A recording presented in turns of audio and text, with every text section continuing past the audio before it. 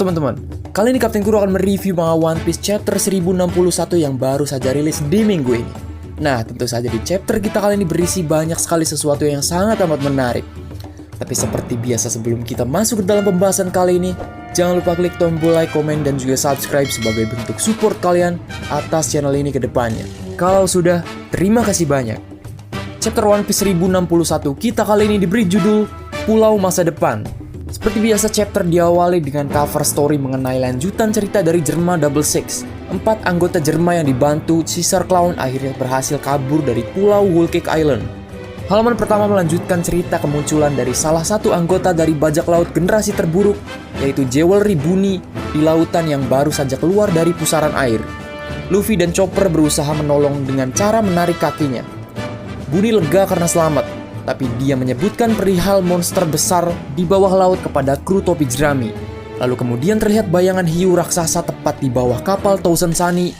Kemudian secara tiba-tiba hiu itu melompat, beruntung kapal sudah bergeser sehingga hiu besar itu gagal menelannya. Zoro sudah mengeluarkan pedang dan kaget karena ternyata hiu raksasa itu terbuat dari logam.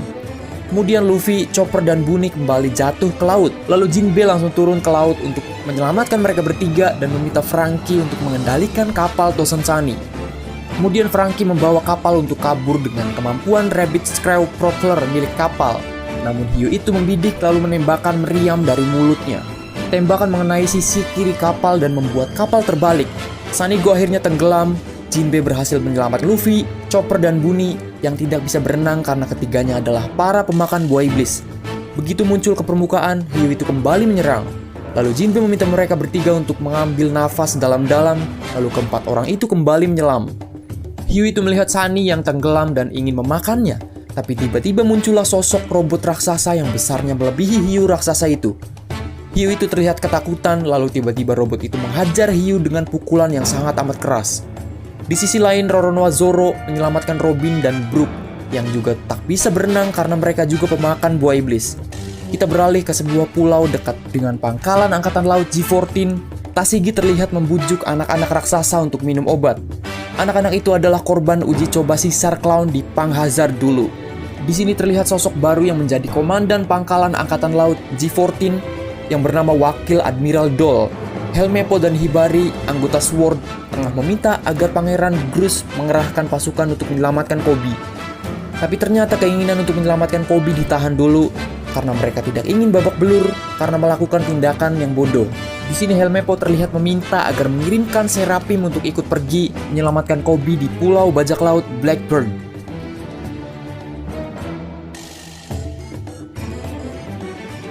Lalu pangeran itu meminta mereka berdua untuk tenang dulu.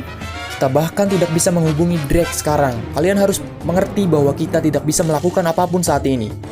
Lanjut, kemudian kita menuju ke sebuah goa. Bunny kaget karena Luffy dan kru bajak lautnya tidak mengenalinya.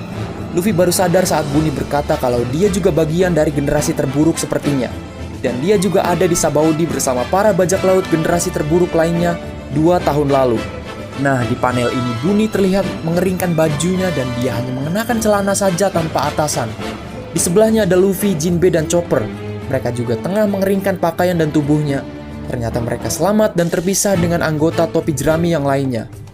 Bunny memperkenalkan diri sebagai musuh, tapi Luffy cuek dan memanggil seenaknya dengan sebutan Bogey. Bunny juga menanyakan mengenai kebenaran Luffy sebagai seorang Yonko. Sebab banyak yang tidak percaya, apalagi di poster buronan Luffy, dia terlihat berambut putih. Luffy berkata kalau rambutnya berubah putih saat dia merasa sangat bebas. Itu kata lain dari awak kening buah iblis Hito Hitonomi model Nika miliknya. Bunny mempertanyakan apakah Luffy tidak khawatir dengan krunya yang lain. Dia juga kagum karena mantan Shichibukai Jinbe bisa jadi bagian dari kru bajak laut topi jerami. Nah, di sini Jinbe bertanya pada Bunny. Jinbe berkata, semenjak kau menjadi incaran, apa yang terjadi denganmu dan kru bajak lautmu? Sementara Bunny menjawab, aku datang ke sini sendirian. Kapalku hancur karena sudah dilahap oleh monster besar itu. Di sini Bunny merasa lapar. Kita tahu buah iblis Bunny membuatnya jadi orang yang doyan makan. Luffy juga merasa lapar di sini dan Luffy mengajaknya untuk mencari restoran. Chopper bertanya pada Luffy apakah dia punya uang. Bunny juga berkata di sini, kalian ini bodoh. Di sini kita tidak akan menemukan restoran. Bunny menjelaskan kalau itu adalah pulau milik pemerintah dunia. Namanya Pulau Egghead, yang juga dikenal sebagai Pulau 500 tahun di masa depan.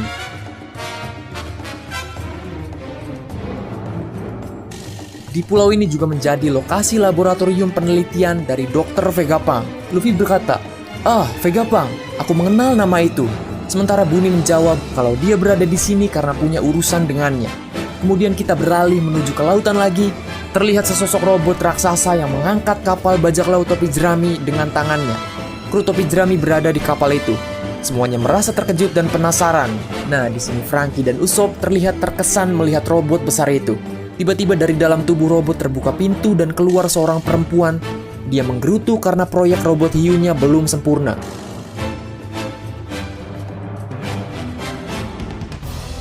Di sini Franky berterima kasih kepada perempuan itu karena sudah menyelamatkan mereka semua.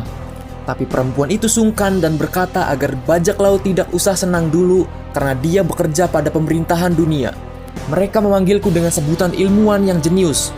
Kalian panggil saja aku Dr. Vegapunk.